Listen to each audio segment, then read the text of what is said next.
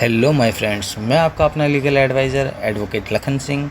आज मैं आपके लिए लेकर आया हूँ एक नई जानकारी भरी वीडियो, जिसमें मैं बात करूँगा ईडी के बारे में। क्या है ईडी क्या कार्य करती है, ईडी की स्थापना क्या हुई, कब हुई और ईडी का पूरा नाम फुल फॉर्म क्या है। ईडी का पूरा नाम है इन्फोर्समेंट डायरेक्टर, जिसे प्रवर्तन निदेशालय भी कहा जाता है।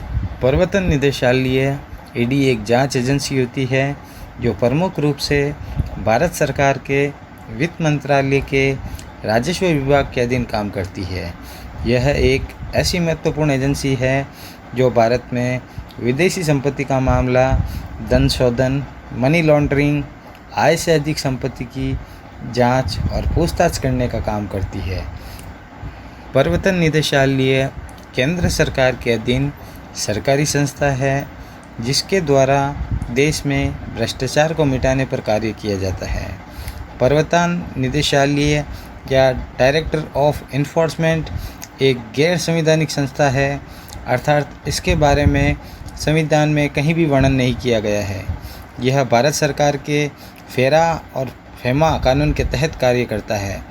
भारत में आयकर विभाग जैसे भी संस्था है, पर आयकर विभाग छोटे मामलों में कार्य करता है और ईडी डायरेक्टर ऑफ इन्फोर्समेंट मुख्य रूप से भारत में विदेश से जुड़ी संपत्ति मामले और अन्य तरह की संपत्ति की जांच करता है। वहीं ईडी के अंतर्गत जो भी अधिकारी काम करते हैं, उनका चुनाव आईएएस, आईपीएस इत्यादि रैंक के आधार पर ही किया जाता है। यह एक ऐसी खुफिया एजेंसी होती है जो हमारे देश में वित्तीय संबंधित अपराधों पर पूर्ण रूप से अपने नज़र को बनाए रखने का काम करती है और साथ ही में मनी लॉन्ड्रिंग मामले की जांच करती है।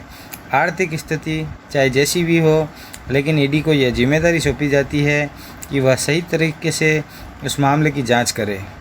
इसके साथ ही आर्थिक रूप से लागू करने का अधिकार भी ईडी को ही सौंपा जाता है। ईडी की स्थापना 1 मई 1956 को हुई थी। वर्तमान समय में ईडी फेरा 1973 और फेमा 1999 के अंतर्गत काम करता है।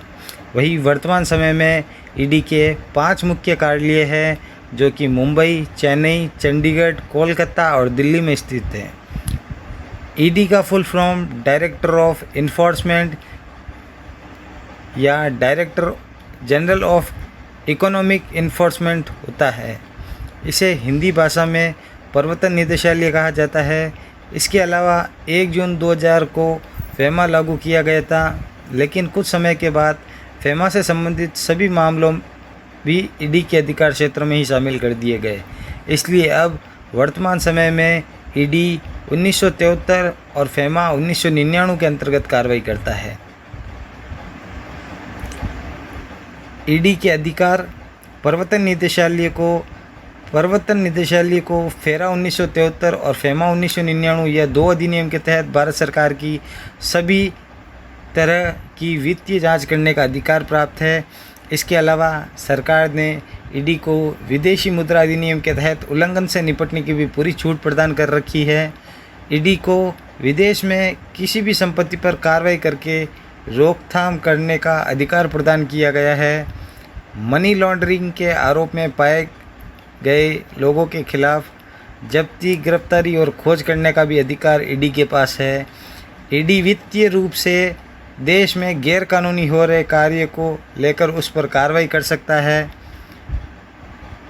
प्रवर्तन निदेशालय मुख्य रूप से फेमा के प्रावधानों के संदिग्ध उल्लंघन की जांच करता है। यह लेन देन से संबंधित मामलों की पूरी जांच करता है। फॉरेन एक्सचेंज से जुड़े मामलों की जांच करता है। विदेश में किसी भी तरह की संपत्ति खरीदने पर ईडी डायरेक्टर ऑफ इन्फोर्समेंट उसकी भी जांच करता है। ईडी मुख्य रूप से फेमा उल्लेखन के तहत दोषी पाए गए लोगों की संपत्ति को जब्त कर सकता है। निर्यात मूल्य को अधिक आंकना और आयात मूल्य को कम आंकने का भी कार्य कर सकता है। हवाला लेन देन के मामलों में भी ईडी के द्वारा कार्रवाई की जाती है। भारी मात्रा में विदेशी मुद्रा का कब्जा भी ईडी के द्वारा जब्त किया जाता है। विदेशी मुद्रा का अवैध व्यापार भी उसके तहत भी कार्रवाई ईडी के तहत की जाती है। धन शोधन अधिनियम के नियम का उल्लंघन करने वालों के खिलाफ खोज, जब्ती, गिरफ्तारी और अभियोजन की कार्रवाई आदि करना, मनी लॉन्ड्रिंग अधिनियम के तहत अपराधी के हस्तांतरण के लिए राज्यों से कानूनी लेना और देना, इसके अलावा अपराधियों के हस्तांतरण से संबंधित कार्रवाई पूरी करना। प्रवर्तन निदेशालय ईडी की स्थापना के मुख्य उद्देश्यों में शामिल है कि देश में मनी लॉन्ड्रिंग करने वालों के खिलाफ कानूनी कार्रवाई करना, जिसमें उनकी संपत्ति जब्त करना शामिल है। कुल मिलाकर ईडी देश में भ्रष्टाचार के खिलाफ कार्रवाई करता है। तो आई होप मेरे फ्रेंड्स, मेरे द्वारा दी गई ये जानकारी आपको पसंद आई होगी। तो आप मेरे वीडियो को ज़्यादा से ज़्यादा लाइक करें, वीडियो को आप ज़्यादा से ज़्यादा शेयर करें, चैनल को आप सब्सक्राइब करें ताकि मेरे द्वारा ऐसी ही जानकारी भरी वीडियो आपको मिलती रहे। जय हिंद दोस्तों।